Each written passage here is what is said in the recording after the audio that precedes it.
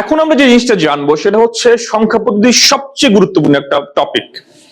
আমরা যদি এই জিনিসটি সম্পর্কে ধারণা না রাখি তাহলে সংখ্যা পদ্ধতির যে রূপান্তর অর্থাৎ এই অধ্যায় থেকে যে প্রশ্নগুলো সবচেয়ে বেশি আসে সেটা হচ্ছে কনভার্সন। কনভার্সন মানে কি? এক সংখ্যা পদ্ধতি থেকে আরেক সংখ্যা পদ্ধতির রূপান্তর। এই জিনিসটা তোমাদের যদি করতে হয় তাহলে অবশ্যই তোমাদের বেস সম্পর্কে ধারণা থাকতে হবে। আচ্ছা, তাহলে বেস জিনিসটা কি আমরা আসলে জেনে নিই। বেস হচ্ছে একটা সংখ্যা পদ্ধতি থেকে প্রকাশ করার জন্য যতগুলো প্রতীক বা চিহ্ন ব্যবহার করা হয়ে থাকে। আমি আবার বলছি, একটা যে কোনো একটা সংখ্যা পদ্ধতি, আমরা সংখ্যা পদ্ধতির পজিশনাল সংখ্যা পদ্ধতি জেনেছি, বাইনারি, অক্টাল, হেক্সাডেসিমাল, আবার ডেসিমাল। দশমিক মানে হচ্ছে ডেসিমাল, এটা তোমরা জানো। তাহলে এই সংখ্যা পদ্ধতিগুলো প্রকাশ করার জন্য যতগুলো প্রতীক বা চিহ্ন ব্যবহার করা হয়ে থাকে সেগুলোকে বলা হয় আসলে বেস বা ভিত্তি। এখন আমরা জানবো কোন সংখ্যা পদ্ধতি বেস আসলে কতগুলো। যেমন ধরো বাইনারি সংখ্যা পদ্ধতি। বাইনারি সংখ্যা পদ্ধতিকে প্রকাশ করার জন্য দুটা চিহ্ন ব্যবহার করা হয়ে থাকে, দুটা চিহ্ন বা প্রতীক ব্যবহার করা হয়ে থাকে। সেটা কি কি? সেটা হচ্ছে 0 এবং 1। তাহলে 0 এবং 1 টোটাল কয়টা হলো? দুইটা। এই দুইটা প্রতীক ব্যবহার করা হয় বিধায় এর বেস হচ্ছে কত? এর বেস হচ্ছে 2। আচ্ছা, এরপর আমরা আসি, এরপরে কি আছে? অক্টাল। অক্টাল সংখ্যা পদ্ধতিকে প্রকাশ করার জন্য 8টা প্রতীক ব্যবহার করা হয়ে থাকে। কিভাবে সেটা? সেটা হচ্ছে 0 থেকে 7 পর্যন্ত। 0 থেকে 7 পর্যন্ত কেমন?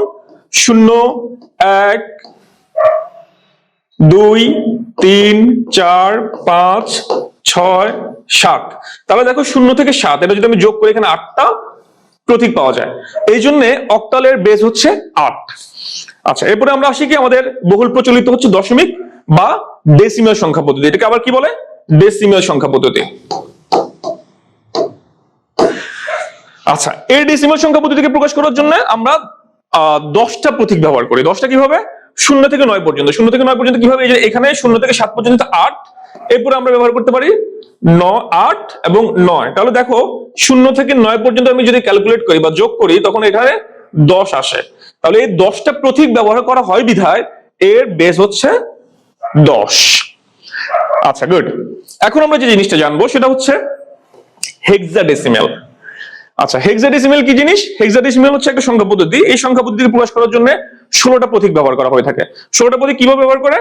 0 থেকে 9। এই যে আমরা একটু আগে ডেসিমাল শিখেছি 0 থেকে 9, এটা এখানে কয়টা ছিল? এখানে কয়টা প্রতীক ছিল? 10টা। তাহলে 0 থেকে 9 হচ্ছে 10। সাথে আছে এ থেকে এফ। এ থেকে এফ কিভাবে? দেখো এ, বি, সি, ডি, ই এবং এফ।